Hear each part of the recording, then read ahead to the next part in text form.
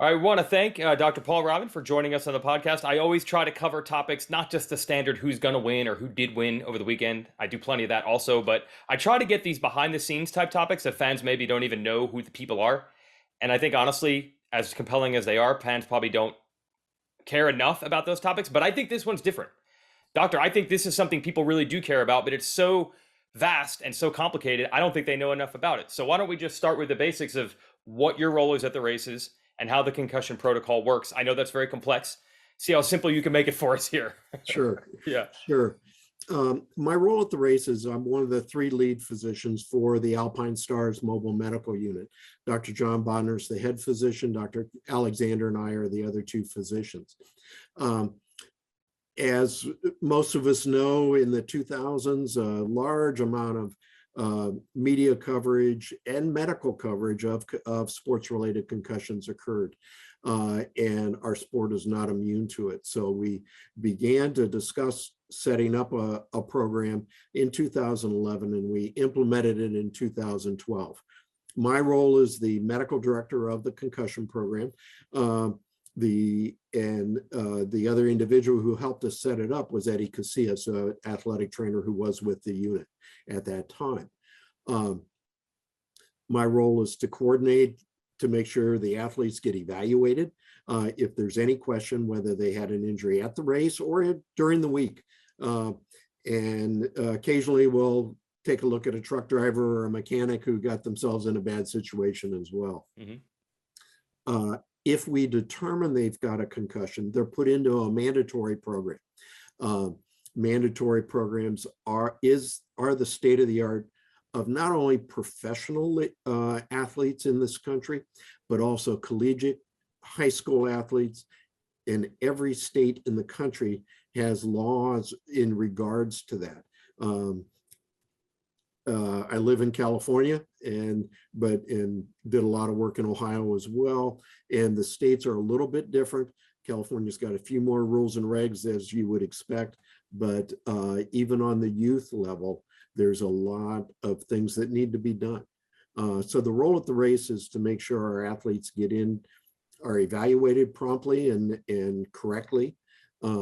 Make sure when they go home and fly from San Diego back to Florida or up to Minnesota or wherever, that I can assist them to get into a qualified concussion expert.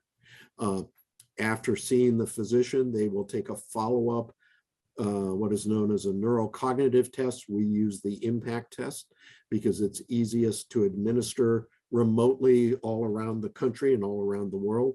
Mm-hmm. And then a very specific supervised return to ride program with 2 or 3 days in the gym and 2 days on the track prior to returning competition. And then we do a final check. They've got to show up at the mobile medical unit, their first race back, that we make sure that they followed the protocol, that they've got things signed off, and then we redo the history and physical exam all over on them again. Yeah, is this as simple as they all do this baseline test preseason, and then you compare the same test after the concussion? Correct. We compare it for their baseline to their post-injury test.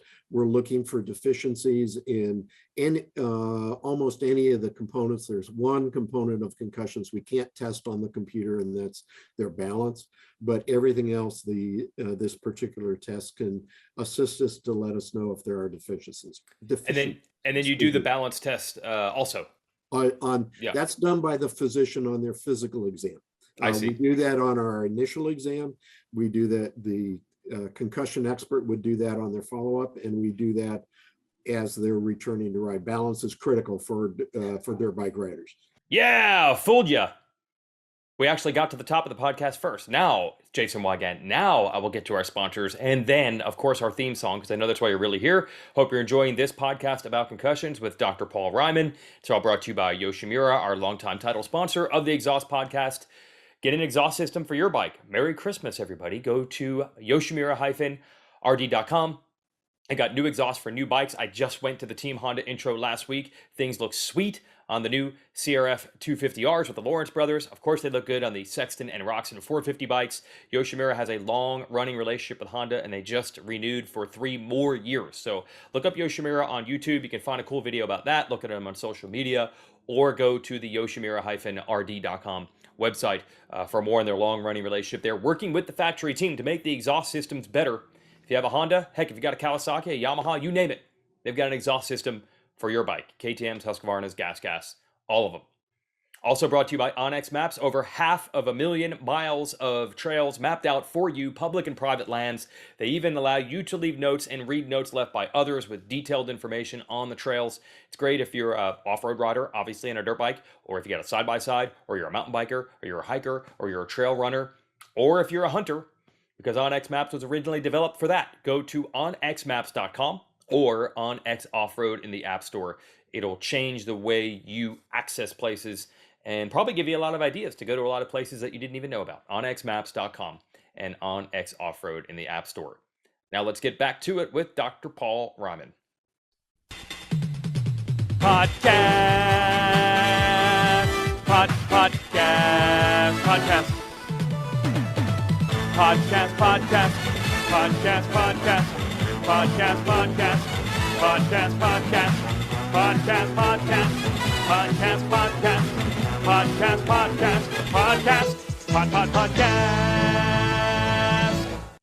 So this has been the program, what was it, 2011 and 12, essentially, is when this came in? It was optional in 11 and mandatory in 12. So we're going on a decade here. Have you been able to see just the general acceptance of this? Because there was a time, we all know the big problem with concussions was rub some dirt on it, get back out there, don't miss a game, don't miss a race. Have you seen in the decade that, hey, this is just science and this is how it works? Has it the fact that you can stop someone from racing, are they more accepting of that? Yes, very much so. It was readily accepted by the community, and being very frank, in over 10 years, we've had 2 instances where there was a strong pushback. One from a rookie whose parents just didn't understand that they're in the pros now, and this is a mandatory program. The other by a specific team, but that's all been resolved. And bottom line, it took some education. Yeah, but that's 2 out of a lot. A lot, an awful lot. Yes. Okay, that's excellent. So that's what goes on now. And I don't think a lot of people realize where a lot of this comes from.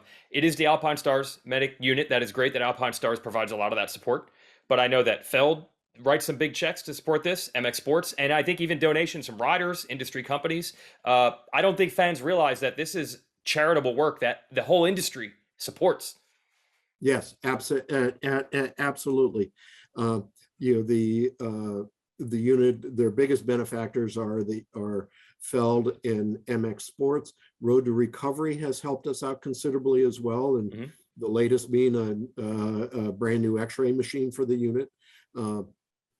The individual riders, and that's variable, but also some of the teams and even some of the privateers have helped out. For the concussion program, both Feld and MX Sports and the AMA itself have all helped out to make sure we can get it done. Yeah, and I only bring that up because when they're just doing this because they feel like this is necessary and right, they're not putting it in press releases, they're not looking for publicity. I think we take it for granted on the inside that, of course, the promoters and the riders and teams are helping fund this. I don't think the outside really knows that. This community is trying to help itself. Right. Yep. We obviously have a major sponsor in Alpinestars, but we could not do it without the help of those other benefactors. So how did you get involved in this sport? And then I guess more specifically on the concussion side, what's your background that led you to this path here? Okay, well, long time ago, in my little bio on the medic rig thing is I did most of my competition on 2 legs, not 2 wheels, and ran competitive track until I was 28. But I also had the benefit in Ohio that my father was a country doc, and this was before cell phones, etc. So he bought 40 acres, 7 miles outside of town, of woods and ravines and stream beds. And I went to college in the same town I grew up. So still my best buddy and I, we would take our dirt bikes out there, and that was our sanity ride. But so we had 40 acres of a private facility. Cool. Much to my dad's chagrin, because he hated motorcycles. The as far as and I'm an orthopedic surgeon, fellowship trained in sports medicine with additional training, and team coverage, taking care of athletes has always been part of my career. First half of my career, I was in Akron, Ohio, moved out to Temecula without knowing I was moving into the middle of the industry. And it's worked out very well. Saw a first patient in an office who came into the neighboring urgent care center, who happened to be one of the more high profile guys. He told his friend, and that's it. As far as the concussion standpoint, whether it be on the football field or the wrestling match or the soccer field, concussions have always been part of the physician coverage. Our knowledge of it and what we do has changed. Hasn't really changed on that if an athlete has a significant concussion, they're done for the day. But as far as putting them in protocols to prevent reoccurrence has changed significantly. The moto is no different than many other collision type sports.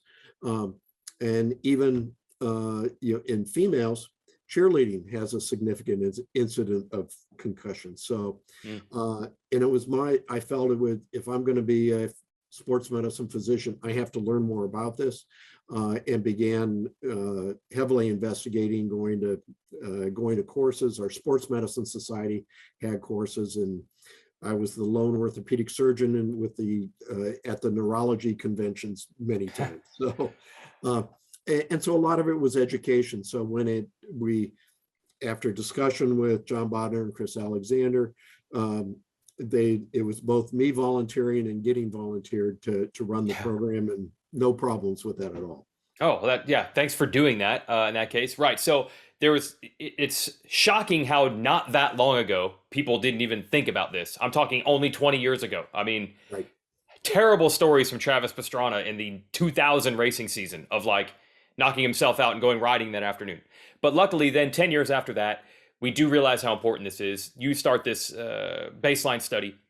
But what's interesting every time I talk to you is we're not where we were 10 years ago. You are trying to advance and find and learn new things all the time. Absolutely. And absolutely. The technology of evaluation is changing. And there's some things that should be coming out that we very well may add to our protocol. There's many that we've evaluated and decided that's really not going to help us be more accurate. Are a lot of different apparatuses out there for evaluation. Unfortunately, they only really tend to evaluate one of the 5 major components of concussion. They take most of them take 20 to 30 minutes to do, and really don't help us in the decision-making process.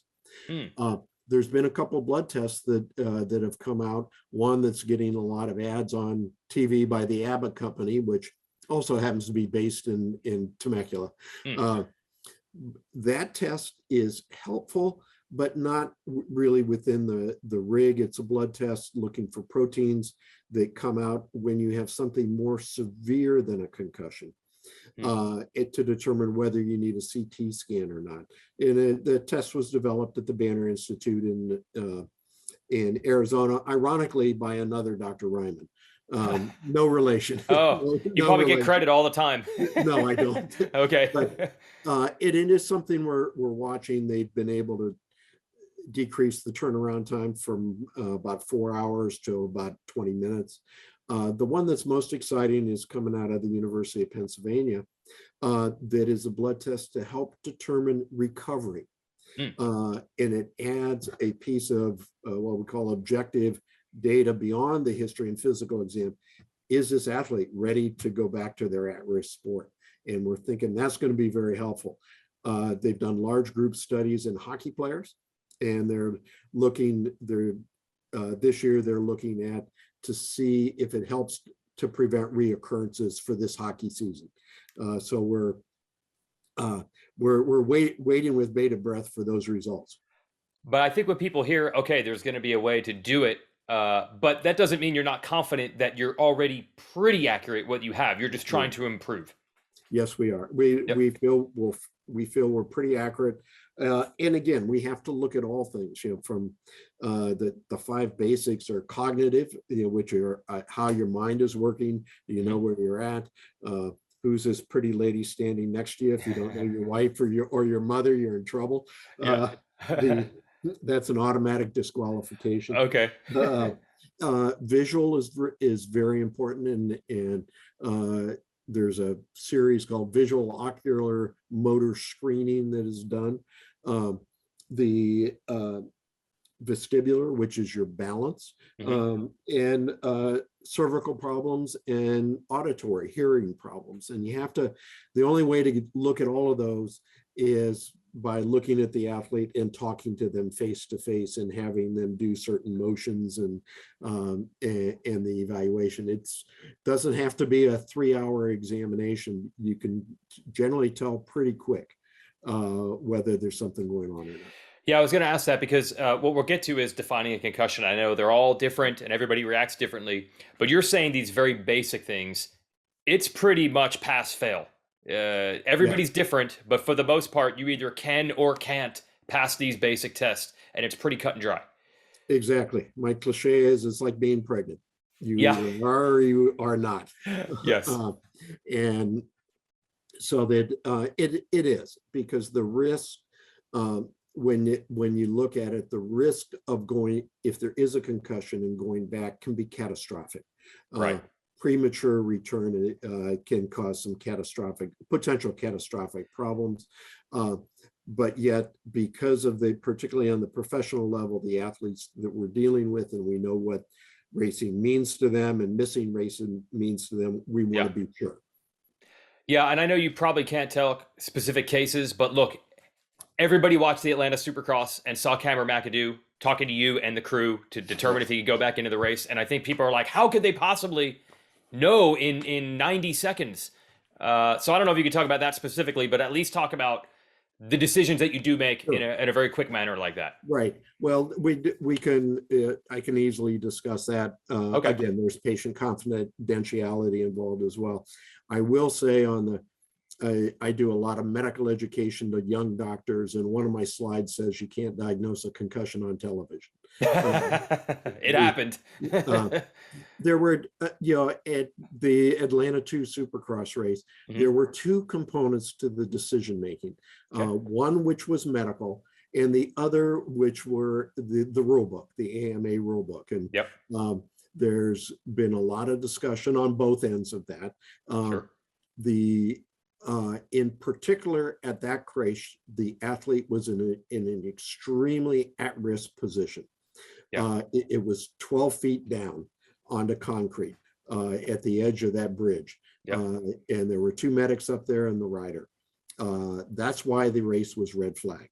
There was no way to either by himself or with assistance to get off that bridge and not be at significant risk. Right. He was immediately evaluated by Dr. Bodner as soon as he got off the bridge, and cleared him from a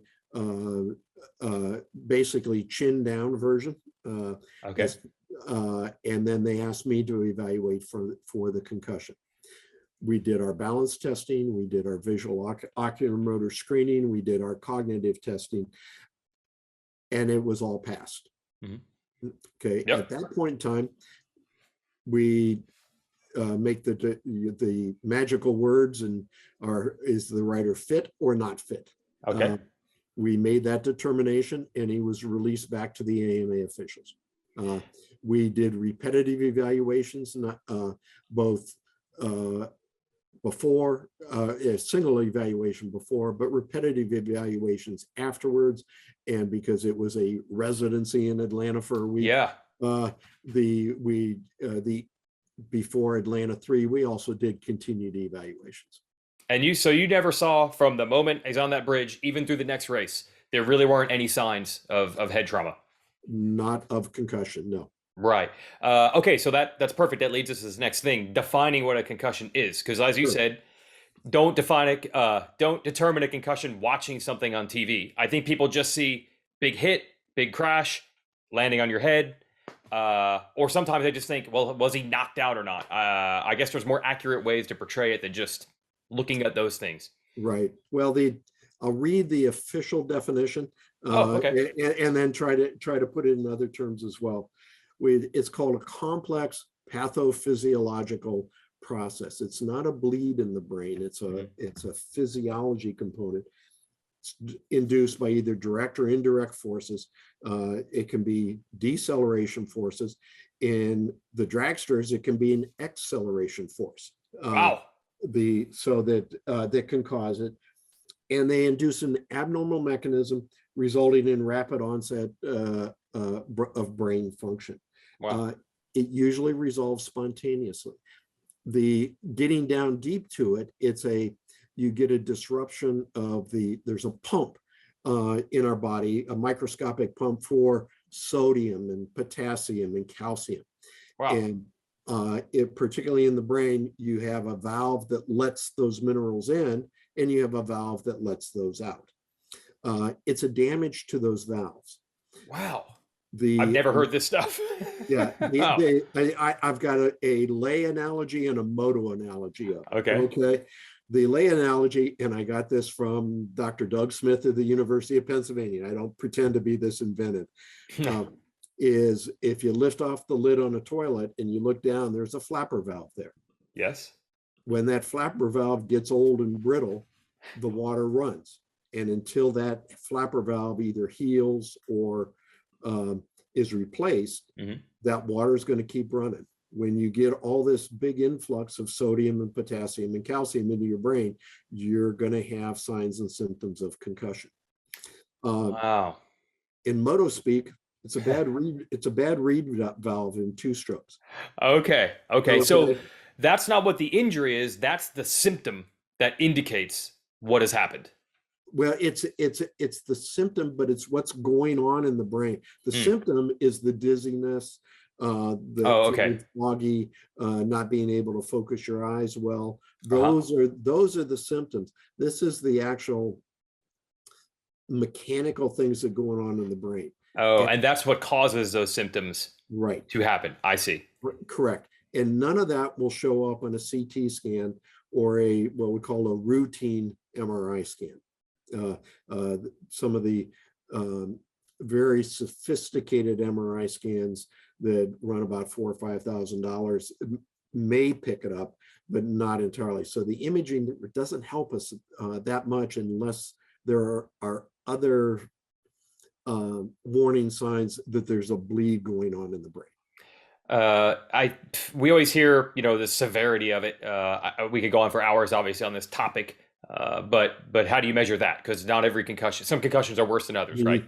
Yeah. The grading system for concussions went out in 2005. Wow. No kidding. No such thing. No such thing. There's no mild, moderate, severe. There's no grade 1, grade 2, grade 3. That was when John Bodner put the mobile medical unit together, they were using the grading system and using that system to determine how long you should be out. Yeah. And it really didn't make a difference. And so that's why it's kind of, you either have it or you don't. There's and everybody asks, is this mild, moderate, particularly dads who might have had a concussion back in the 70s or 80s and had that grading system, and they're trying to correlate to what they had. Every 3 years in Europe, there's a consensus conference for sports-related concussion, and they come out with their recommendations every 3 years. And so even on that first one that they did, which was 2008, the grading system was thrown out. So really what determines, obviously, some riders can come back quickly, some don't. You just find that out afterwards with the continual post-testing. Right.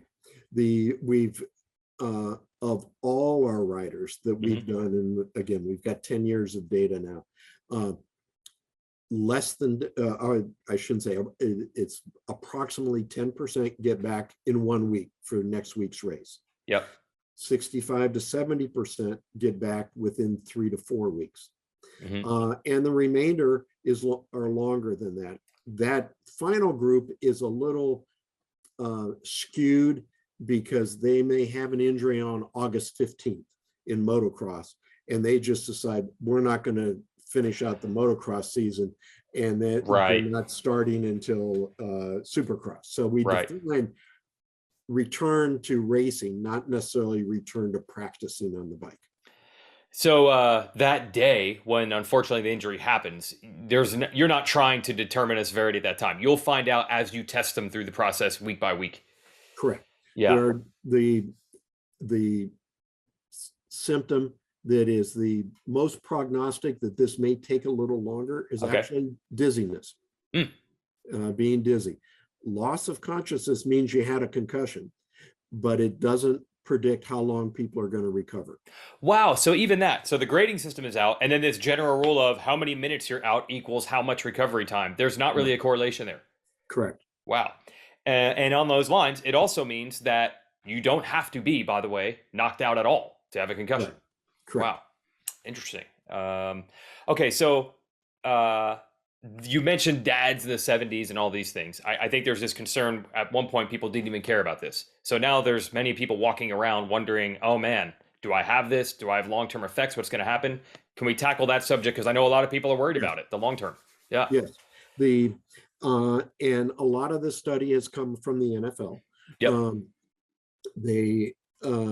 And unfortunately, the most severe long-term component of which there's not a proof, but an association is a condition called CTE, or chronic traumatic encephalopathy. I just use CTE. Yes. Unfortunately, you cannot diagnose that until the athlete dies. And the group in Boston, and there's another group as well that are doing post-mortem evaluations of the athletes who have had premature death and had significant psychological or psychiatric problems before. There's been some very large studies. There's a review article from Australia that looked at over 40 different studies looking at mental illness and concussion. They were absolutely able to determine if there was an underlying problem, whatever it may be, depression, anxiety, or more severe psychiatric illness. Multiple concussions will aggravate that and prolong that. Same thing with migraine headaches. There hasn't been a study out that says multiple concussions cause this. Certainly aggravates it, and we have individual cases within our sport, and there's cases within every sport, and of people that have their personalities have changed. But again, from a study standpoint, we don't have the study to hang on that says, if you've had 9, that you're going to end up with this, or if you've had 1, you're going to end up with this. We don't have that data.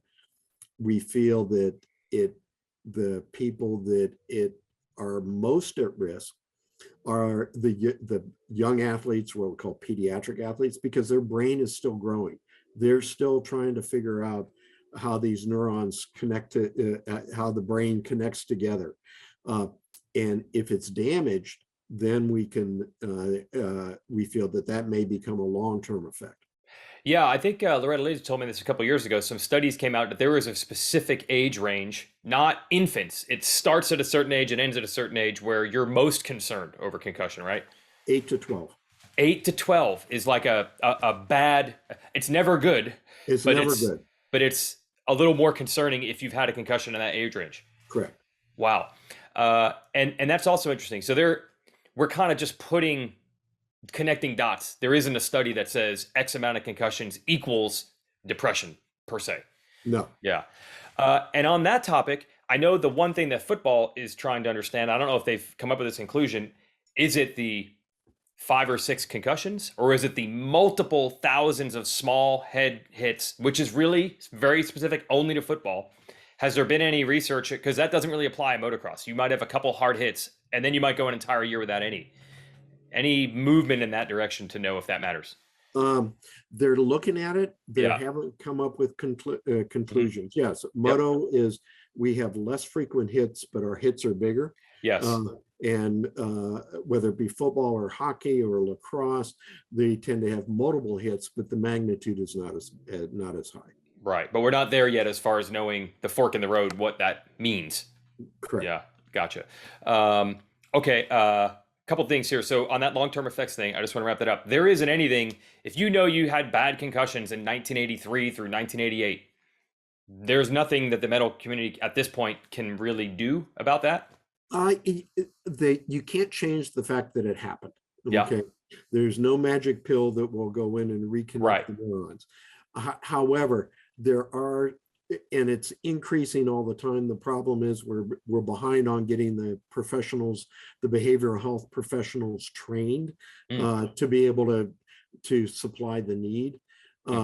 But there's certainly help if there appears to be behavioral health problems where they can help people to reconnect the dots and help them to, if they're having severe anxiety problems, it would just be one example, or severe depressive problems, to get treated for that early on rather than late. But you have to really show that symptom first. If on a day-to-day basis you're a happy person, you don't seem to have depression or anxiety, and you did have concussions, you might be okay. You might be okay. Okay. We don't know. We don't know exactly. Yeah. So almost unfortunately, you need to show some of these symptoms first before you would really want to go to someone and get treatment, unfortunately, because it's not the same for everybody. It's not the same for everybody. Yeah. I have had people say, I want to get checked out. Right. And so we have norms on some different tests, whether it be the neurocognitive test, the impact test, things that are not invasive. For someone that feels fine and is functioning well, I don't think they need to go spend $5,000 for the sophisticated MRI scan. Right. It will be fine to have an initial, neurologic, psychologic evaluation to see, is there something going on I don't know about? But I can't say that it should be done routinely, and it definitely should not do anything invasive or extremely expensive, but a simple evaluation might help. Yeah, I just know that people get concerned, right? Because we hear these terrible stories, and then everybody starts running through their own memory of, well, I had this happen 20 years ago, and this happened 15 years ago, and I'm sure they get nervous. Right. Yeah, but it is what it is. Yeah. Well, and I think awareness is getting better and better. You and I've both been involved with the Max Matters mental health initiative, and I think it's going to help in our industry, more family than industry, to help people be more aware. Yeah, you had on a list of one of the things you want to talk about here, the long-term effects, and then also the risks of premature return to competition. So let's hit those things that kind of dovetails into this. Some of the long-term effects of concussion. The long-term effects, again, the different components, the cognitive, the visual, particularly when it relates to hand-eye coordination, or in motocross, hitting your marks. The balance, the vestibular component, feeling like you're losing your balance, just getting up too quickly from a chair, and those type of things. Those can be long-term. It's felt the premature return until those valves reset themselves, place you at much greater risk for long-term effects. And the second hit prior to recovery will take even longer to recover. So if you were going to be back in 2 to 3 weeks and you decide you're going to go back in 1 week, that may knock you out for 6 to 8 weeks. And then finally, it's rare, but it's real, of a thing called a second impact syndrome, where someone whose physiology has not returned to normal takes a second impact. And then the brain begins to just swell immediately. And that can be a catastrophic one. I've only seen one in my career, and I never want to see another one. It was in a football player. Fortunately, there were 3 neurosurgeons in the stands. It was a suburban high school in Ohio. Wow. And the guy has recovered Okay. and done well. But it was a simple mechanism. He had a concussion on Wednesday, and he scored a touchdown on the opening kickoff. And so his buddies came up and gave him multiple head slaps. And that was enough. That was enough. So wow. It's scary. It's rare. First to admit it's rare, but nobody wants to have anybody go through that. Well, part of the reason you hope it's rare is because you would hope if you get a concussion on Wednesday that they don't let him play in that game 3 days later, right? Exactly. This was a long time. This was like 1980, long time ago, 1984. Yeah, so you are reasonably confident, and nothing is perfect, whether it's a mechanic building a motorcycle or in the medical field, that the protocols that you have in place are designed to prevent that type of thing, to prevent the athlete from coming back too early. Correct. Yep. And you're constantly advancing to try to, you're not saying you're not accurate now, but to try to get even more accurate. To get more accurate, we know what every other professional league in our country, as well as we've got a line to the New Zealand rugby people and the Aussie rules football people. Wow. And at the same time, the American Academy of Neurology has a 30-hour course every year on sports-related concussion that I attend. Wow. And as well as John Bodner and Chris Alexander with their respective medical societies as well, get the education with it. I was talking about this the other day. I feel like motocross actually was pretty early on the take up of improving helmet safety and recognizing this is a issue and getting folks like you on board. I feel like, okay, it would have been great to do this 20 years ago, not 10, but I feel like this sport is, you compare it to others, is it more on the leading edge as opposed to the trailing end on this? It depends on the other sports. Yeah. The NFL dragged early on, but exactly. They've caught up. I think the NCAA is right there. Mm-hmm. And even some more unusual ones. The UFC has been on the cutting edge as well, and you wouldn't necessarily think that given the sport. We think we're right up there, and that's part of what I need to do is to make sure we're right up there with the rest of the world, and know what's coming and know what is not helpful, what is just somebody's idea, and they've built a little machine that I call it a gadget, and there's a lot of those out there as well. People have looked at nutritional supplements, and that really hasn't panned out either. But again, I think the most important thing we do is we get the athletes into a recognized concussion expert near where they live, as well as mandating the program and following them along until we make sure they're safe on the racetrack.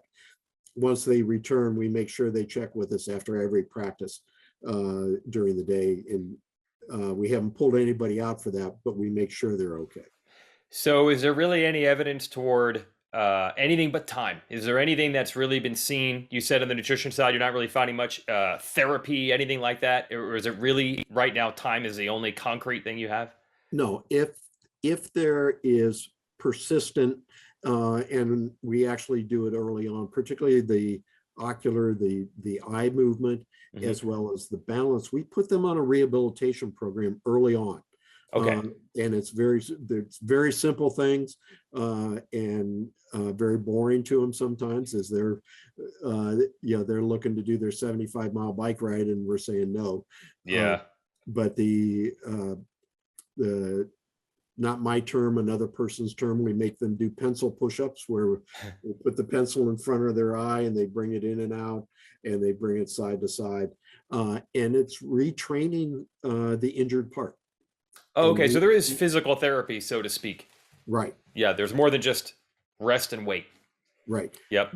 We don't put people in dark rooms anymore or anything like that. Yeah, but you're also seeing a lot of other suggestions or attempts that aren't necessarily making a difference as far as the recovery time.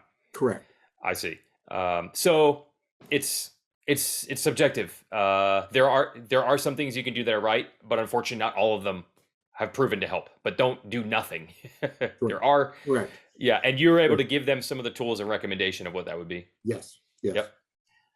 Okay, it's really compelling and it's interesting. I mean, you've been doing this for 10 years, also Dr. Bodner, Dr. Alexander, but it's kind of behind the scenes. But I think that's what people just need to hear. Like the sport is trying. And look, we're not as big as UFC or the NFL or the NCAA. So I think it's refreshing to know if we're somewhat in that mix, that's a victory because we don't have, look, our sport's not as big. We don't have the budget. We don't have the resources that they do. No, we don't have the budget to pay a neurologist to be at every single race. Right. Although we have one that comes a couple times for us, but Oh, interesting. Yep. But it's yeah, we don't have the funding. But at the same time, I feel they get a state-of-the-art program with it that's on par with every other professional sport and Division I, and particularly Division I collegiate athletics as well. Excellent, excellent. All right, well, good work, and no end in sight. You've signed up for this. That's a lot of. I mean, these are almost like this is volunteer time, right? Most of it, yeah. Yes, of it, unbelievable. Yeah, my only words of advice to riders and parents, etc. When you're getting helmets, look for the modern designs of the helmets. I don't give specific brands, but look at the modern designs. And if the helmet's damaged, get rid of it. Yeah. And that's my biggest word of advice. And don't ignore if there is a problem and give it that time. Yeah, I know you definitely don't want to get into the specifics of helmet brands. They've all got their ideas. However, can you say that they're all trying pretty hard? Can you say that the helmets are getting better? All these attempts, the helmets are getting better. Yes. Yes. That not only for the understanding the sport on what the helmet needs to be from the standpoint of a single impact or the rotational impacts. That understanding has exploded, and that's good. And I not 100%, but pretty much across the board, the helmet manufacturers have modified what they have to be able to help address those concerns. Okay, good to know. Good to know. That's the whole thing. Everybody's trying to pull in the right direction here as a community, from the gear companies to folks like you. And you're not getting pushback from the athletes and the teams. That's the best part. No, not at all. Excellent. Anything else you want to cover here? I mean, again, this is medical stuff. We could do 10 hours. But No, yeah. we'll lose every bit of audience we might have. That's right. We'll be giving them balance tests by the time it's dizzy tests by the time it's over. No, the most is for people to understand. And I think we've addressed that protective equipment in our sport is critical, and replacement of that as well. And a well-fitting helmet is more important than any particular brand. But again, make sure they're using one of the modern versions, and there are multiple versions of that, multiple brands. Yeah, the brands will be more than glad to tout the technology they put in. They make it obvious. They do make it obvious. Right. All right, well, thanks, Dr. Reiman, for doing the pod, but most importantly, for doing this in general every darn weekend and attending these seminars. It keeps the athletes safe. I think that's really all anyone cares about. Like, that's first and foremost before we even get to racing results. Keep the guys safe. Yep. Again, thank you, Jason. Thank you very much. All right. Hey, we'll see you soon. Racing's coming soon. We'll see you in Anaheim. All right. Appreciate the time, and we'll say hi in person when we get there. Absolutely. All right. Cheers. Thank you.